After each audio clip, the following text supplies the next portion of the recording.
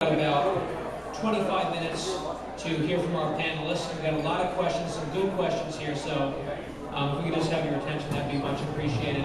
The question that I'm going to start with is one that I'm sure we've all contemplated. We don't necessarily have to give an answer to it, but it's worth throwing out there. Can we deport Nancy Pelosi?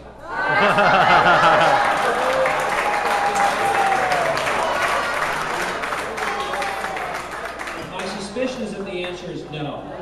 But we can deport her from the speaker's chair, which would be good enough.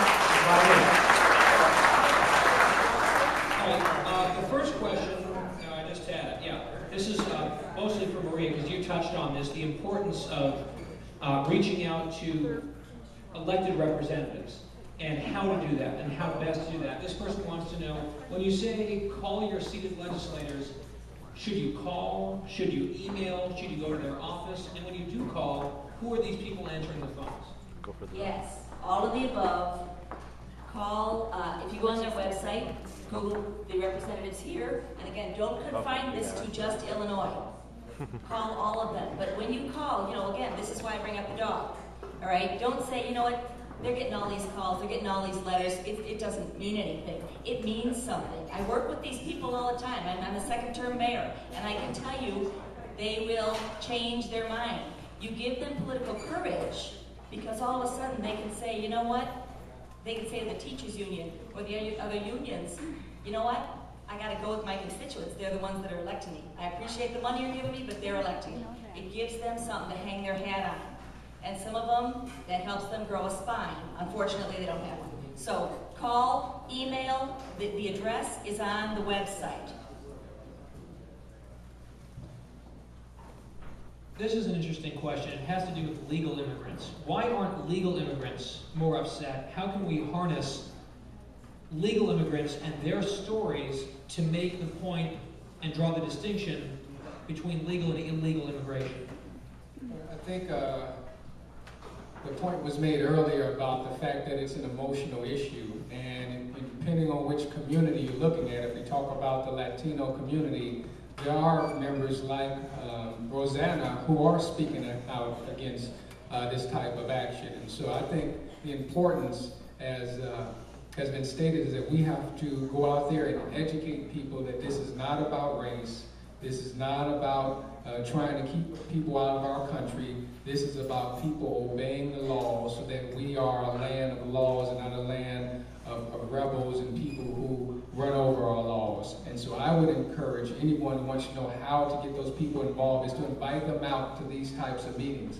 Help them to see that there are friendly faces of people who don't look like them. Help them to see that we are behind them, and we want to make sure that everyone has an opportunity to live out the American dream, and you do that through education and by inviting people to see what we're really about. I was actually reminded while you're talking about that, on this issue, the show that I produce is on in the late afternoon, so we always have Fox News on mute in the control room, and Glenn Beck is always on. And it's really fun to watch Glenn Beck on mute, because he's got a toy train going, and he's got Barbies and the blackboard, and he's making some point. But one day he did an entire show of nothing but legal immigrants, talking about their story, their naturalization process, and I thought that was actually a really savvy program that he did. So I think that's a very good question, whoever wrote that down. Here's a question that bothers me sometimes, because all these boycotts are cropping up. Boycott Arizona, boycott anyone who disagrees with the leftists, the pro-amnesty crowd, the targeting of Sheriff Joe Arpaio, for example. He has just been raked over the coals. What can average citizens do to counteract these boycotts, stand up for border security, stand up for these elected representatives who are actually passing common sense laws that we want, and Sheriff Joe Arpaio, the types like him, who are actually enforcing the laws of the land? What can we do? That's a very good question. I think it's something that we kind of all ask each other when we watch television in the evening, and we say, what can we do to counteract this? There's a tagline that we use for Northern Illinois Patriots is be aware, get involved, make a difference. And those three parts are very important that first of all, you become aware. You become aware of what is going on. And that comes through various news channels. It becomes, it's a way to, you can do that through just talking to others who are involved. And then secondly, that you're getting involved. And by all of you being here today, you're taking the first step of getting involved. And there are other opportunities that you can do to get involved. And then making a difference can take different formats, right, Maria? Right? So you're talking about how you everyone can kind of do their part in some way, and we have to do that. Let me just describe, if I could, to make it a little bit more personal, the Arizona law. For me, right now, what I'm doing is I'm participating in Northern Illinois Patriots. We knew that illegal immigration was a hot topic, but we didn't do it just because it was a hot topic. We knew that we had to somehow equip the members of this group, as well as those who are just fed up. We had to somehow equip them with actionable steps. And so what I did, from a personal perspective, is I said, we got to talk about this, we got to get some speakers in, we got to address the subject, we got to talk about solutions, and then we've got to give people a way to take action. And every one of us can do that. So, Maria, I don't know if you wanted to carry on. Yeah, I would say, don't get mired down in the fear right now. This is a wonderful time in our country. The hope that we're seeing, the hope in each one of you, the shining city on the hill, that's in you. The hope is in you.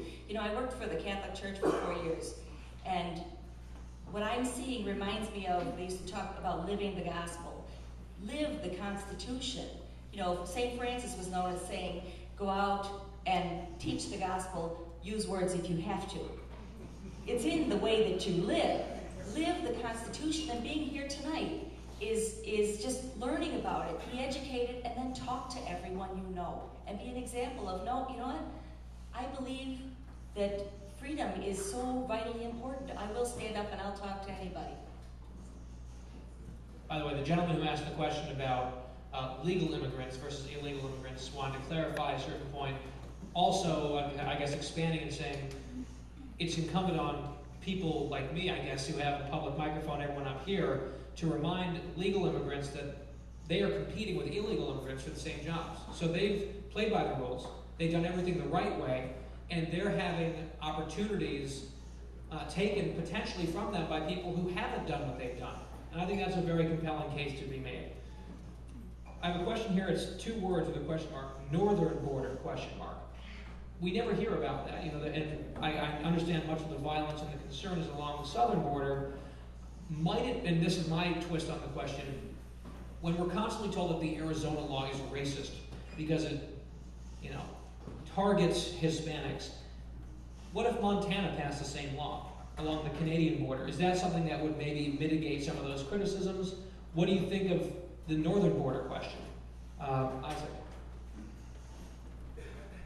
Well, I think it goes to 2 things. One, being proactive and being reactive. The Arizona law is a reactive policy measure because farmers and homeowners are being killed, people are being kidnapped, and so forth. So that's one issue. When we talk about the northern border, I think it would behoove us to be proactive on trying to secure that border also, because some of our enemies are also in Canada, and they could easily use the northern entrance to our country to try to attack us from there. They're always looking for where we're lax in security. They're looking for where we're more comfortable, like we were on 9/11. And so they're always trying to exploit our civil liberties, our freedoms. And so I think we need to be proactive in trying to secure that northern border, as well as making sure we finish the job on the southern border.